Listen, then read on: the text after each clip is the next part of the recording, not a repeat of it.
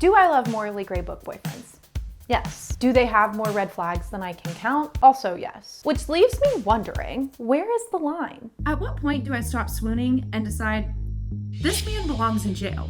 To find out, I'm gonna be reading 3 different dark romance books, but each book gets darker. So I'm starting on the lighter side with Lights Out by Navessa Allen. The cover does seem kind of cutie. The couple who stays together. That's kind of cringy. I actually don't like that. Again, light dark romance. What's this? No big deal, just an entire page of trigger warnings. Some of these are insane, by the way. Unintentional cannibalism. How is it unintentional? I don't even know what these are. I assume I can't say them on the internet though. According to the back, this follows Allie, who is a trauma nurse, and Josh, who makes masked thirst traps online. And Allie's obsessed with Josh, and then somehow Allie catches Josh's attention. They live out their darkest fantasies. He must ask himself how far he'll go for the woman he's obsessed with. I love an obsessed man, so I have a feeling I'm gonna like Josh. I guess we'll find out. We're gonna get reading, and I'll check in with you in a wee bit. Now, for the purpose of figuring out where my line is for these book boyfriends, I'm going to be paying close attention to how they interact with the FMC and just how many laws they're casually breaking.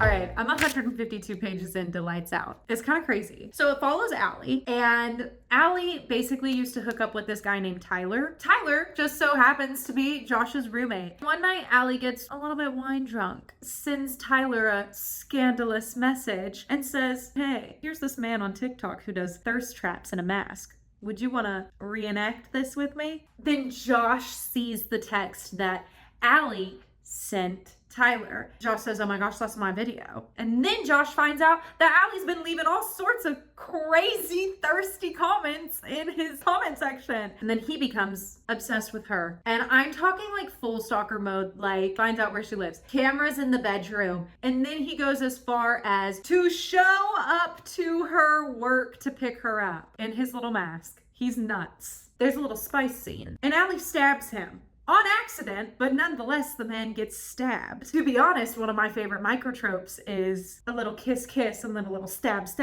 I don't know. I kind of liked it. At this point, 150 pages in, me, the reader, I know that Josh is in fact the faceless man. Allie does not know that yet. It's like a game of cat and mouse of Allie just trying to prove with certainty that Josh is the faceless man. Girl, I need to know what happens. So I'm gonna keep reading and check in with you later.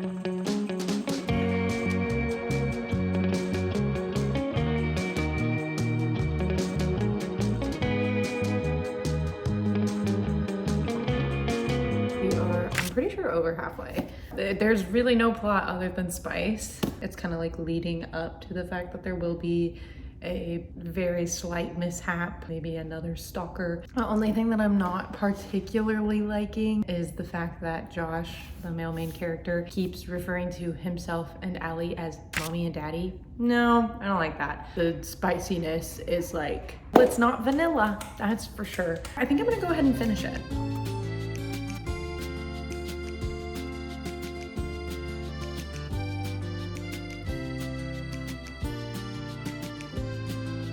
Hey, remember 5 minutes ago when I said, nothing's really happened, it's just spice? Expunge that from the record. That is no longer true. Now there is a man breaking into her house. I think they might take him off the earth permanently.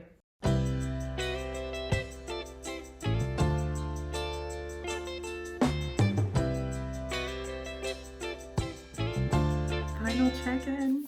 I've finished Lights Out. I read that super fast. It's been like 3 days. Let's talk about it. For a while there, nothing was too crazy. It was just a little bit of spicy space. And then Allie got herself into a little bit of a debacle. So Josh turns from chaotic, flirty stalker to full protective German Shepherd boyfriend. Without giving too much away, there's an even bigger debacle that they get themselves into. Then they have to work through that and break a few laws. And Josh is right on the dot at morally gray. He does accidentally kill somebody. but it was on accident. There were a lot of laws broken. But to me, he's just not a bad guy. He's not a bad guy in my heart. It was a little bit crazy, but it was so much fun. When I say this is the kind of book that you sit down and you say, I'll read one more chapter, and then you're, oops, halfway done with the book. Yeah, that is this book. Spice, knives, danger, the Italian mob. It was like the perfect dive into dark romance. I personally don't think that this man is evil. Honestly, I would give this book 2 thumbs up and 4 stars.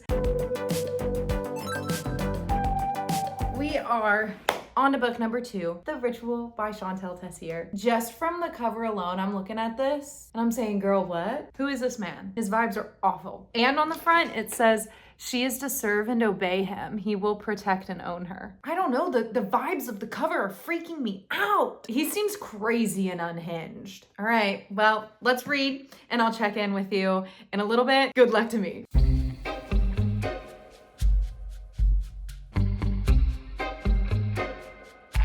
"10 pages in, somebody's already been brutally killed." No, that's gross. I'm gonna read you this slide. Ew. "Lifting my hand to my mouth, I lick the blood and rain off them." No.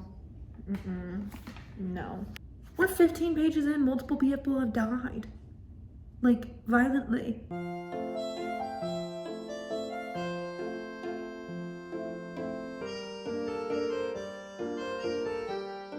I'm only 130 pages in. Doesn't even look like I've made a dent in this book. We've still got a lot to go. Of the 130 pages that I've read, there is no plot. The book starts with him murdering people. Crazy. The ritual follows our FMC, who is Blakely, and the MMC, Riot. Terrible names, by the way. And Riot is a lord. And Lord is basically this weird fraternity thing. Blakely is a junior in college. All this girl wants to do is have some sexy time. Then she chooses to be Riot's chosen one for the ritual. The ritual is what happens their senior year as a member of the Lord Club. They pick a girl and then they take this girl into the woods, into a church.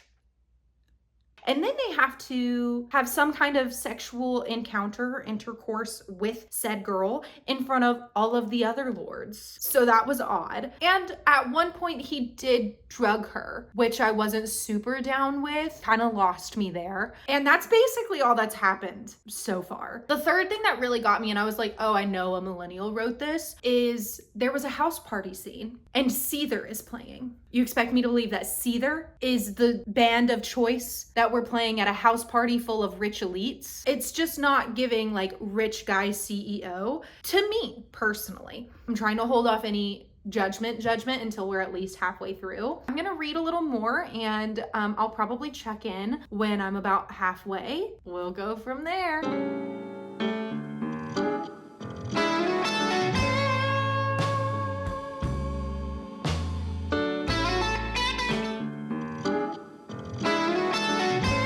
Read a good chunk. We're in deep. Girl, honestly, I was starting to get pretty into it. Once Riot started treating Blakely like a human, I was locked in. I think my problem was that I could tell he didn't like care for her as a person, and I was not down with that. He started to get territorial. Hello. So about halfway, I was like, you know what? Hell yeah. Then something else happened, unfortunately. Around page 375-400, the man won't stop talking about how he's gonna get her pregnant. Mind you, she is a junior in college, and he's like, well, you just don't need to go. I'll pay somebody to go for you. You'll still get your degree. But I want to see you pregnant next summer. I don't like that at all. Immediately icked out. The spice went from descriptive and like raunchy to like, I didn't need to know that. It's not too bad. It's kind of gone back to normal. There was like a 20-page section where it was like pregnancy. I've got like maybe 150 pages left. So sorry that my cats are evil and bad, but I am probably gonna finish it tonight. That's all my thoughts. See you in a little bit.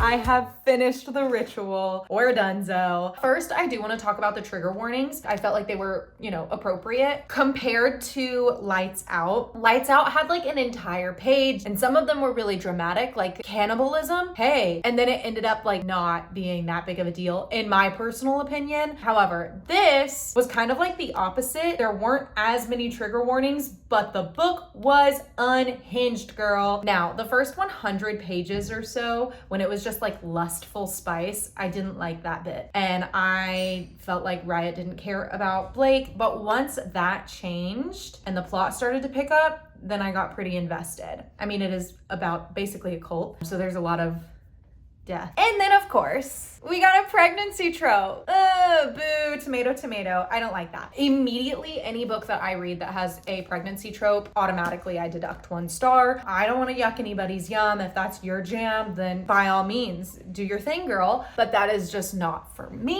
And if it's just like sidebarred, oh, she's pregnant, she'll have a baby eventually, or epilogued, okay. But it was like talked about repeatedly that I'm gonna get you pregnant. Oh, your roll. She's 21. Star rating, I would say 3 stars. This book was way darker than Lights Out, and Riot was way worse than Josh, but I still didn't DNF the book, so on to the next. We're on book number 3, Haunting Adeline by H.D. Carlton. This is a hot topic on Book Talk. This is supposed to be the darkest book. I've seen a lot of people say that they absolutely adore this book. And I have also seen a review that said that it was 600 pages of assault. I have no idea what I'm getting into here. The cover is more along the lines of The Ritual. This is giving dark, heinous, crime committing energy. I know that it's kind of like a cat and mouse game, like it even says cat and mouse duet. Adeline is obviously the FMC, Zaid is the MMC. I've seen so much about this book and I am genuinely terrified. My shivers are timbered, I will tell you what. And I will let you know if Zaid is as sick and twisted as the internet has led me to believe. I think we're in for it.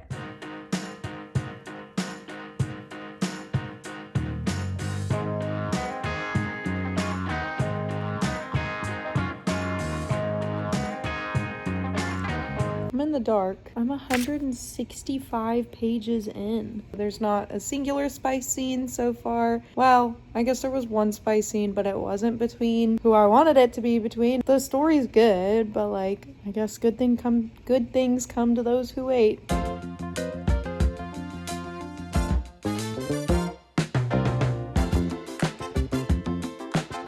I am a little over halfway, maybe exactly halfway. I'm 305 pages in, chapter 22. I will definitely be finishing this today because I read that in like one sitting. So it took a really long time to get spicy. There is actually like a plot. The Ritual wasn't really like plot heavy. Zaid, who is the MMC, has an entire business of crime fighting vigilante-ness where he stalks and finds and then unalives child.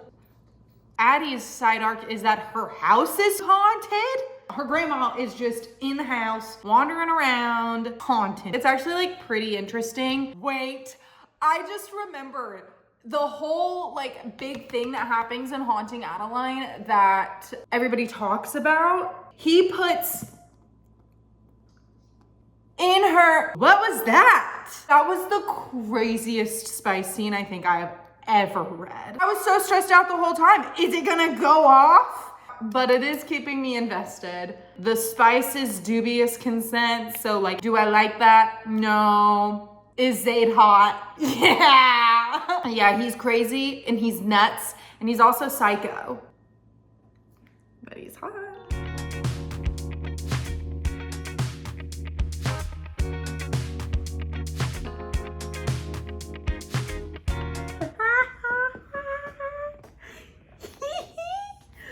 He's sick in the head. Am I sick in the head? I will gladly bow to you. Truly and deeply in my soul and my heart of hearts, I love a down bad man. If this ends on the kind of cliffhanger that I think it does, guys, I think I might for real have to get the second one. Would you believe it if I said we're done? I finished Haunting Adeline. Would you also believe it if I said that out of the 3 that I read, this was my favorite? Wow. What a ride this has been. Adeline inherits a gothic mansion from her grandmother. She chooses to live there, but then she starts uncovering some dark family history. And it's kind of like a mystery slash thriller. Like the house definitely gives haunted vibes. So I would say this is like a great spooky read. And then Zaid's, what's that Batman sound? He's a night stalking, crime fighting vigilante. That's Zaid. He's kind of like an anti-hero, but he does unalive a lot of people in the process, but like in the name of justice. To me, justified. I didn't get pregnancy troped in this one. However, if this man was real, I'd be running for the hill. Well, no, I'd be running for the hills. But because he's not real and he's words on a page, I dig it. I don't think he's full psycho. Really, truly, the reason that I'm rating this 4 stars is because the first few spice scenes, reading them, I was more uncomfortable than anything. And I fear you guys, at the end of the day, what I've learned about myself is that I'm crazy. These men on page are gonna have to do a lot to steer me off. I've yet to be driven away, and I will continue to like morally gray men. Nevertheless, she persists, and she's insane. That's the moral of this story.